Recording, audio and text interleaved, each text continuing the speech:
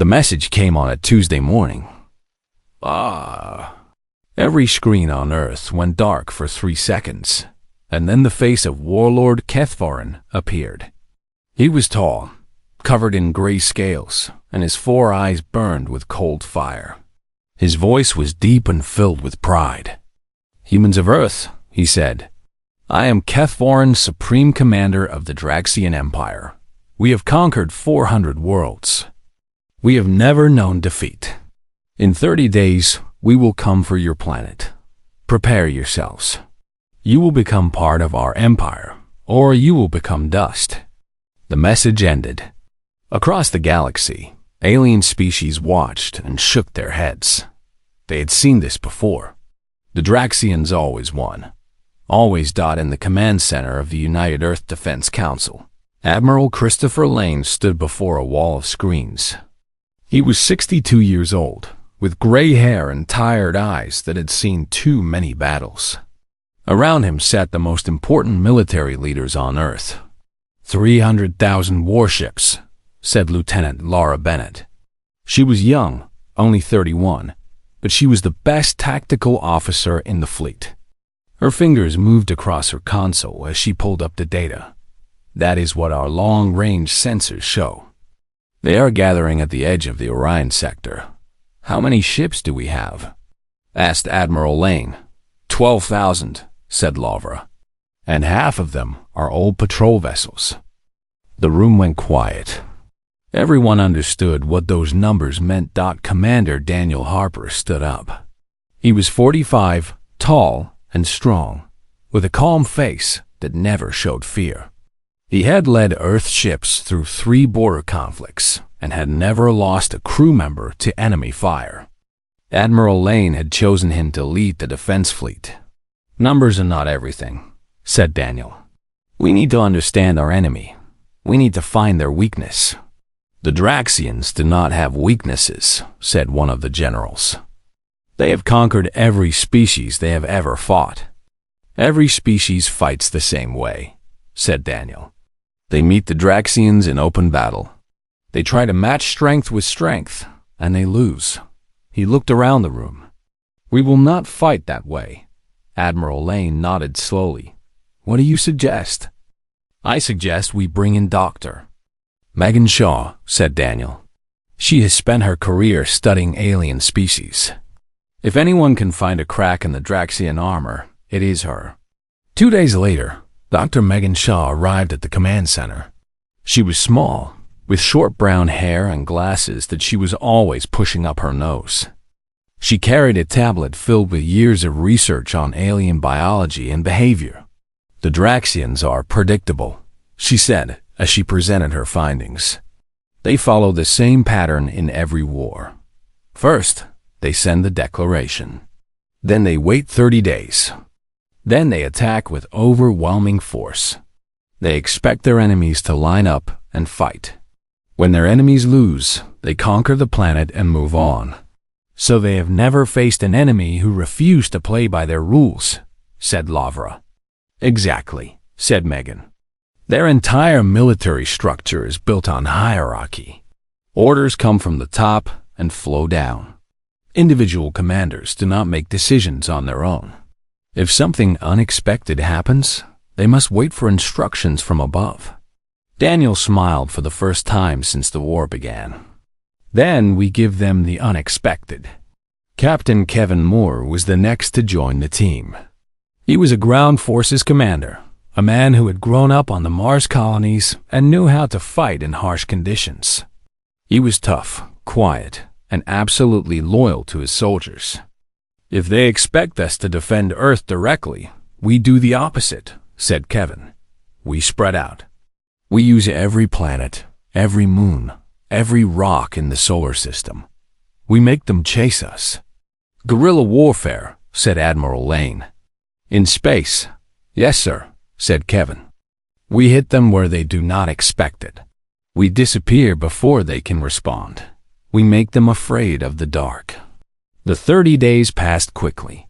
Earth prepared for war in a way no other species ever had. They did not build bigger ships. They did not try to match the Draxian numbers. Instead, they built small, fast attack craft that could strike and vanish. They hid weapons in asteroids. They placed traps in the rings of Saturn, and they waited. On the 30th day, the Draxian Armada appeared. 300,000 warships filled the space beyond Neptune. They were massive, covered in weapons, and they moved in perfect formation. It was the largest fleet the galaxy had ever seen. Warlord Kethvorn sat on his command throne and watched the human solar system on his screens. Beside him stood High General Morvath, his second in command. Morvath was old for a Draxian, and he had fought in more than 50 campaigns. "They have not fled," said Morvath. "Most species run when they see our fleet." "Humans are foolish," said Kethvorn. "They do not understand what is coming." He opened a communication channel to Earth. "Humans," he said, "this is your final chance. Surrender now, and some of you will be allowed to live as servants. Refuse, and we will destroy everything." Admiral Lane's face appeared on the Draxian screens. He was calm, almost bored. "Warlord Kethvorn," he said, "I have a message from the people of Earth." "Speak," said Kethvorn. Admiral Lane leaned forward. "Come and take it." The channel went dead. Kethvorn stared at the blank screen for a long moment. Then he turned to Morvath. "Begin the attack," he said. "Kill them all." The Draxian fleet began to move. 300,000 ships advanced toward Earth, ready to add another conquered world to their empire. They did not know that they were flying into a trap. They did not know that the humans had been waiting for this moment. And they did not know that in the months to come, their empire would face something it had never faced before: fear. The first battle began near Neptune. The Draxian fleet moved in perfect formation, thousands of warships advancing like a wall of death. Their sensors searched for the human fleet, expecting to find it waiting in a defensive line. They found nothing. "Where are they?" demanded Warlord Kethvorn. He stood on the bridge of his flagship, staring at empty space. "Our scouts reported 12,000 human ships." "Where did they go?" High General Morvath checked his console. "Unknown, Warlord. There are no human vessels in sensor range." Kethvorn slammed his fist against his throne. "They are hiding. Cowards. Find them." The Draxian fleet spread out, searching through the darkness. They moved past Neptune and its moons, past the frozen rocks of the outer solar system. Still nothing. Then the first ship exploded. It was a supply vessel at the back of the fleet. One moment it was there, the next it was a ball of fire. Before anyone could react, 2 more ships were hit. The attacks came from nowhere. Small missiles fired from hidden positions in the asteroid field. "We are under attack," shouted Morvath. All ships, defensive formation. But there was nothing to defend against. The attackers were already gone, vanished into the darkness like ghosts. Commander Daniel Harper watched the chaos from his ship, a small stealth cruiser hidden behind a chunk of ice. Beside him, Lieutenant Laura Bennett monitored the Draxian communications. "They are confused," she said with a small smile. "Their commanders are asking for instructions. They do not know what to do." "Good," said Daniel. "Signal the second wave. Hit their sensor arrays." Across the outer solar system, small human ships darted out of hiding. They fired quick bursts at Draxian sensor towers and communication relays, then disappeared before the enemy could respond. It was like fighting smoke. On the Draxian flagship, Kethvorn was growing angry. "This is not war," he growled. "This is the behavior of insects. Where is their fleet? Where is their honor?" "Perhaps humans do not have honor," said Morvath quietly. Kethvorn turned to glare at his general. "Every species has a breaking point. We will find theirs. Send the forward divisions to sweep the asteroid belt. Destroy everything." The Draxian forward divisions moved into the asteroid belt with weapons firing. They blasted rocks into dust, trying to flush out the human attackers. But for every hidden position they destroyed, the humans had already moved to another. Captain Kevin Moore was leading a special mission during the chaos. He and 20 soldiers had boarded a small transport ship designed to look like debris. As the Draxians focused on the asteroid belt, his ship drifted close to one of their command vessels. "Ready?" Kevin asked his team. "Ready, sir," they answered. They attached to the Draxian ship's hull and cut their way inside. The Draxian soldiers they met were not prepared for close combat with humans. The aliens were strong, but humans were faster and more adaptable. Kevin's team moved through the ship like water through cracks, avoiding the main corridors and using maintenance tunnels. They reached the communication center in 12 minutes. Kevin planted a device on the main relay, a small machine that would broadcast false signals and disrupt Draxian coordination. "Package delivered," he reported over his radio. "Heading for extraction." The team escaped just as the Draxians realized they had been boarded. By the time enemy soldiers reached the communication center, Kevin and his people were already floating in the darkness, waiting for pickup. The effect was immediate. Draxian ships began receiving conflicting orders. Some were told to advance, others to retreat. Confusion spread through the fleet like a disease. Dr. Megan Shaw had been right. The Draxian hierarchy was their weakness. When communication broke down, they could not adapt. They waited for orders that never came, or followed orders that made no sense. The first battle lasted 3 days. When it was over, the Draxians had lost 200 ships. The humans had lost 8, but Kethvorin did not see this as a defeat. He saw it as an annoyance. 200 ships out of 300,000, he said. "This means nothing. We will crush them." Yet Morvith noticed something that worried him. He had seen many wars, and he had learned to watch the faces of soldiers. For the first time, he saw doubt in Draxian eyes. They had never fought an enemy like this. Enemies were supposed to stand and fight. Enemies were supposed to be afraid. These humans were not afraid. They were patient. They were clever. And they seemed to be everywhere and nowhere at the same time. "Warlord," said Morvith carefully, "perhaps we should change our tactics. The humans do not fight as we expected." Kethvorin shook his head. "We do not change for lesser species. They will learn to fear us, or they will die. Advance the fleet." We continue toward Earth. The Armada moved forward, but now they move slower, watching the shadows, jumping at every sensor ghost. The psychological war had begun, and the Draxians did not even realize they were losing it. Lieutenant Lavra Bennett intercepted a communication between 2 Draxian captains that night. "They are calling us shadow demons," she told Commander Harper. "They say we fight like spirits, not soldiers." Daniel nodded. "Good. Fear is a weapon too. Let them be afraid. Let them jump at every shadow.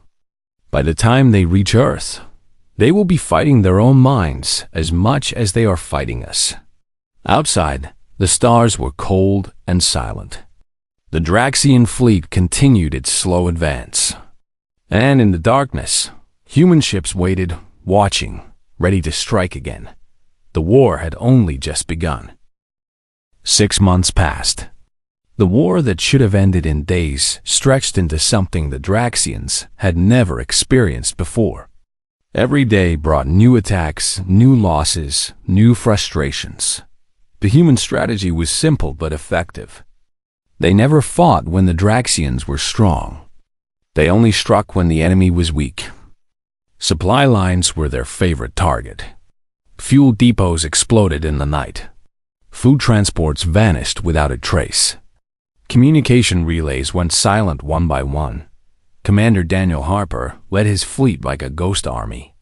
They appeared, struck hard, and disappeared before the Draxians could respond.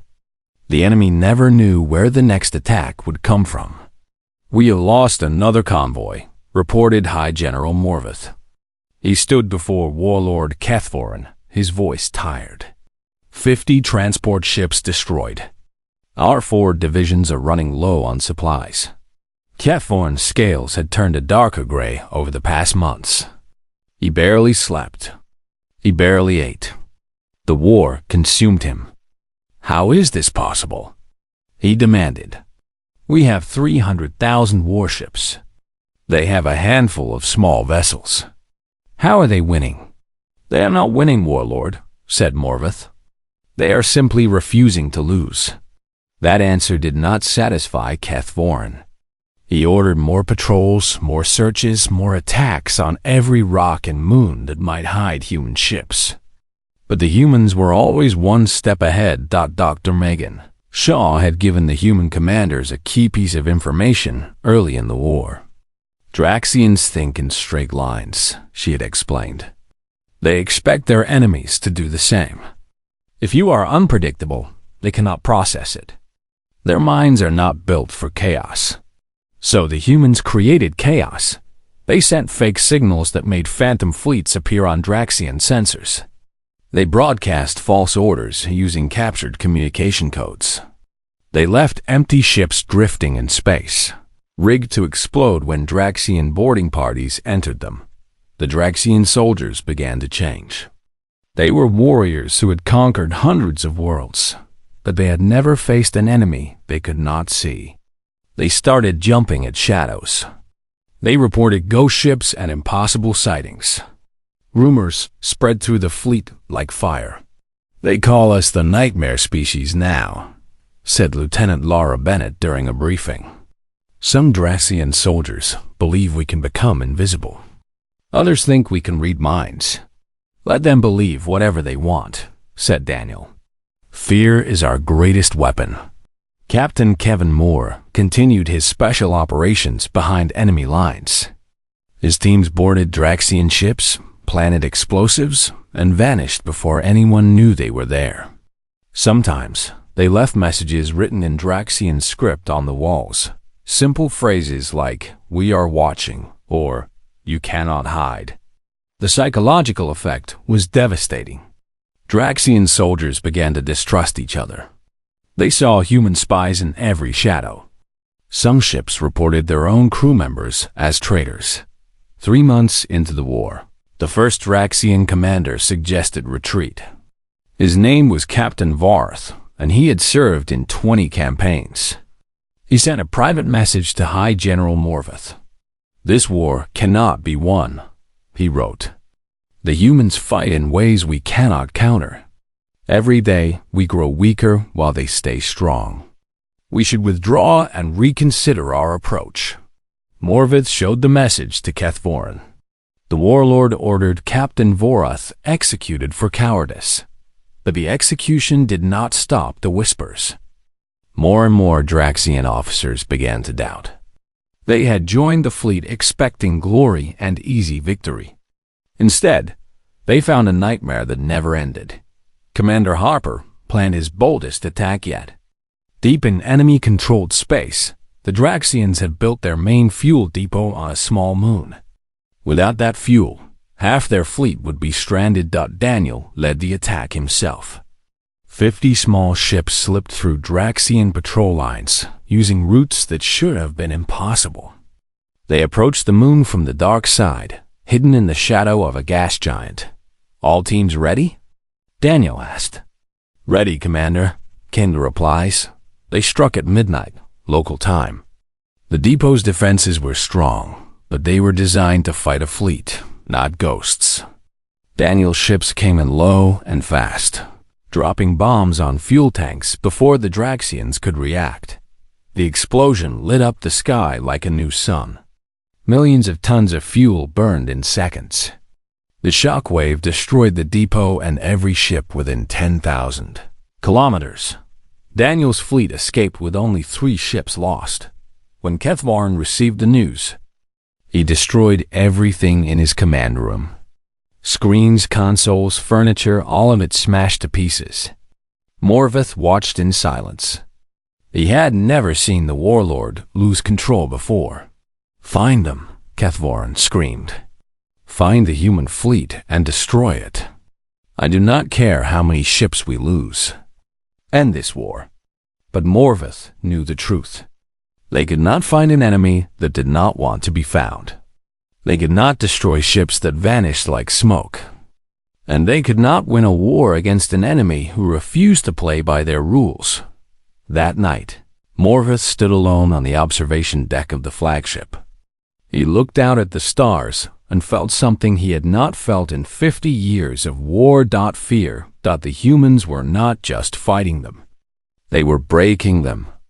Slowly, carefully, one attack at a time, they were turning the greatest military force in the galaxy into a frightened, confused mess. And the worst part was that Morvith could not see a way to stop them. 8 months into the war, the Draxian fleet had lost 40% of its strength. Ships destroyed, crews dead, supplies exhausted. What had begun as an unstoppable armada was now a wounded beast, bleeding from 1,000 cuts. Warlord Kethvar made his final decision. "We end this now," he announced to his remaining commanders. "No more hunting shadows. We go straight to Earth. We burn their planet. We kill every human. This war ends today." The Draxian fleet gathered its remaining strength and began the final push toward Earth. 180,000 warships moved as one, leaving their supply lines behind. They did not care about retreat. They only cared about revenge. High. General Morvith watched the fleet advance and felt nothing but dread. He had tried to warn Kethvorin. This was exactly what the humans wanted. But the warlord was beyond reason now. Pride and anger had taken control. On Earth, Admiral Christopher Lane received the news. "They're coming," he said to his command staff. "All of them." "This is it." Commander Daniel Harper smiled. It was not a kind smile. "Good. We have been waiting for this." For 8 months, the humans had done more than just fight a guerrilla war. They had been building something in secret. A network of stealth ships hidden throughout the solar system, equipped with the most advanced weapons Earth had ever created. 2,000 vessels, invisible to Draxian sensors, waiting for this moment. "Operation Shadowfall begins now," said Daniel. "All units move to your positions."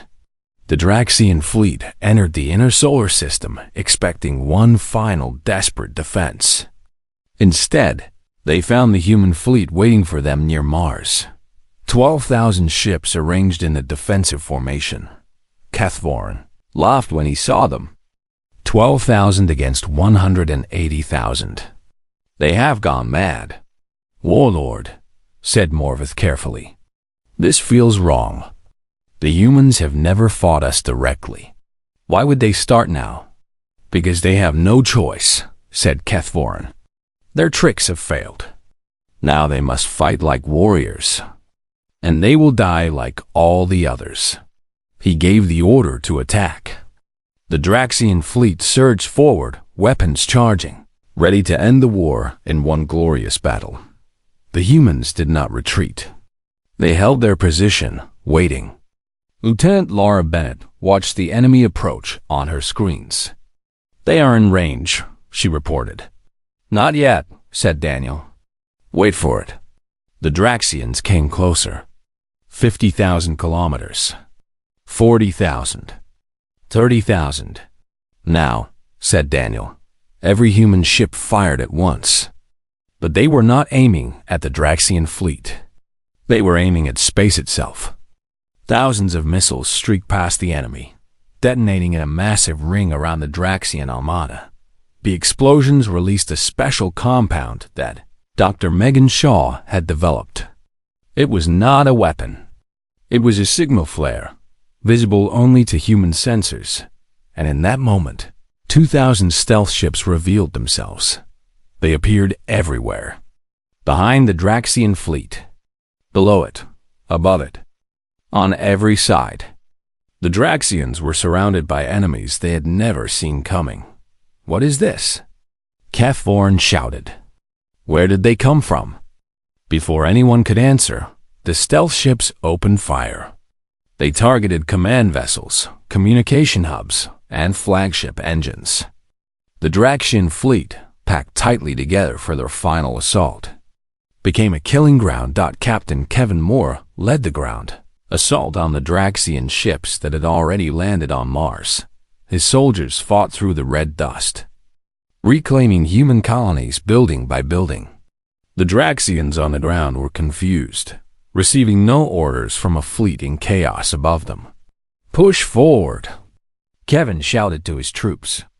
"They are running." And they were running. For the first time in Draxian history, their soldiers were retreating without orders. The chain of command had broken completely. On the flagship, High General Morvath grabbed Kethvorin's arm.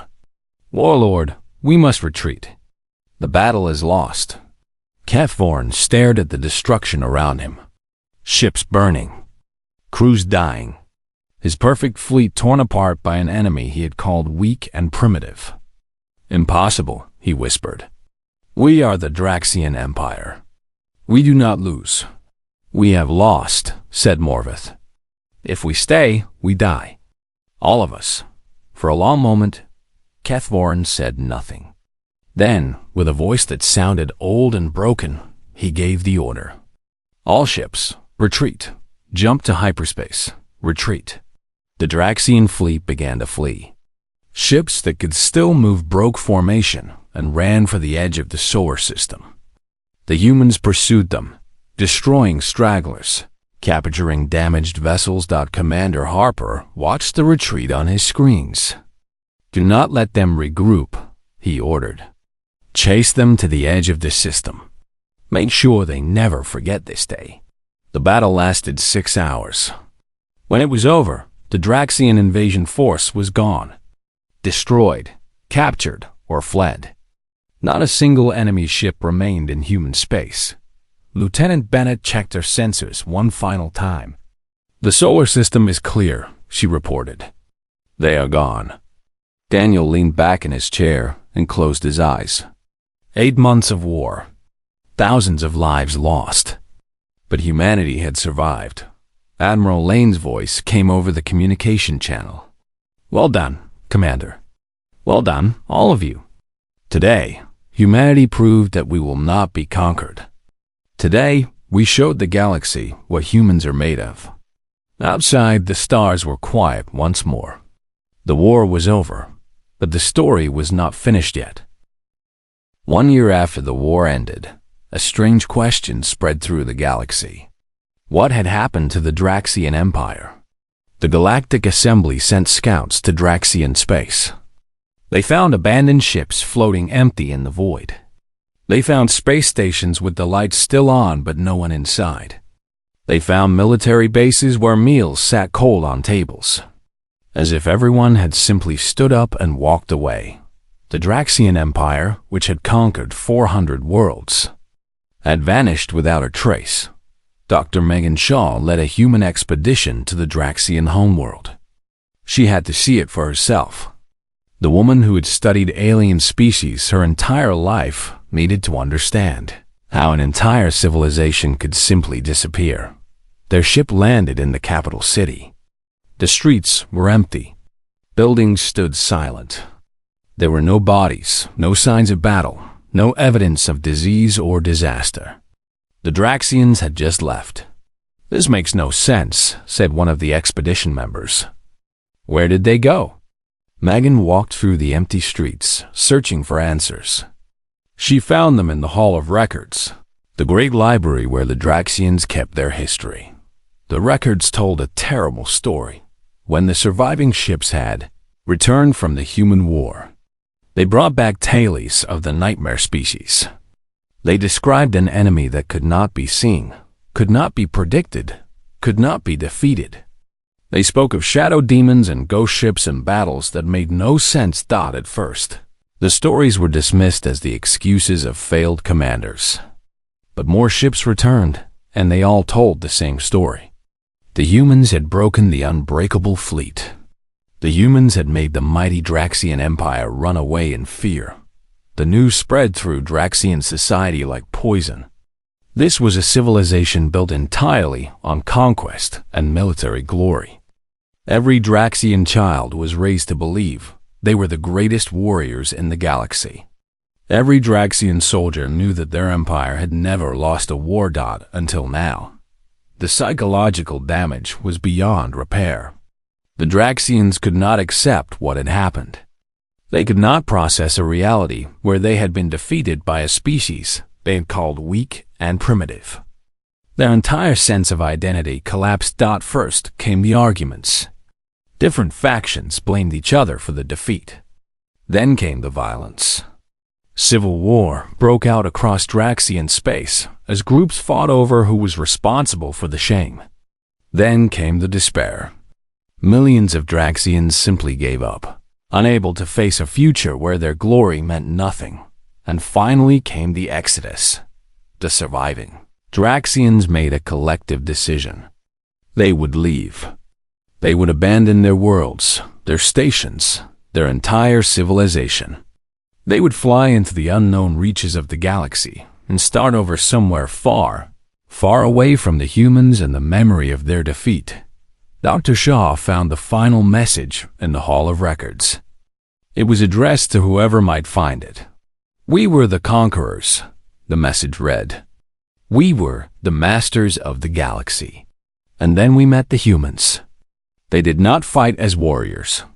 They did not face us with honor. They fought as something worse. They fought to win. We cannot live in a galaxy where such creatures exist. We cannot face our children knowing what we have become. So we leave. Do not search for us. Do not follow us. We are already ghosts." Megan sat in the empty hall for a long time, reading the message over and over. A civilization of billions, erased not by weapons, but by shame. Destroyed not by human strength, but by their own pride. She returned to Earth and presented her findings to the Galactic Assembly. The gathered alien representatives listened in stunned silence. The Draxians, the most feared warriors in the galaxy, had been broken so completely that they had chosen to disappear rather than live with their failure. Admiral Christopher Lane addressed the assembly. He stood tall despite his age, his voice steady and strong. "Let this be a lesson," he said. "Humanity does not seek war. We do not desire conquest. But if you threaten our home, if you attack our people, we will respond. Not with honor, not with glory. We will respond with everything we have, in whatever way works best. We will fight in ways you have never seen. We will find your weaknesses and exploit them. We will never give up, never surrender, never stop until the threat is ended." He paused and looked around the chamber. Every alien eye was fixed on him. The Draxians learned this lesson too late. They came to conquer and found something they could not defeat. Not our ships, not our weapons, our will. Humanity will do whatever it takes to survive. Remember that the next time any of you think about pointing your weapons at Earth. The assembly was silent. The aliens who had once looked at humans as a minor species now saw something different. They saw people who had faced the most powerful military in the galaxy and won. They saw a species that did not play by the rules and could not be intimidated. They saw something to fear. Commander Daniel Harper watched the assembly broadcast from his home on Earth. Beside him sat Lieutenant Laura Bennett, now his wife. Their young son played on the floor, too young to understand what his parents had done. "Do you think they got the message?" Laura asked. Daniel watched his son stack blocks and knock them down, laughing with pure joy. "I think so," he said. "I think the galaxy will leave us alone for a very long time. Somewhere in the dark spaces between stars." The remnants of the Draxian Empire fled ever further from Earth. They had gone looking for an easy conquest and found instead the end of everything they were, and on a small blue planet. Humanity looked up at the stars and knew their place was finally secure. They had earned it not through conquest or cruelty, but through courage, cleverness, and the simple refusal to accept defeat. The formidable warriors had challenged humanity, and they had vanished without a trace.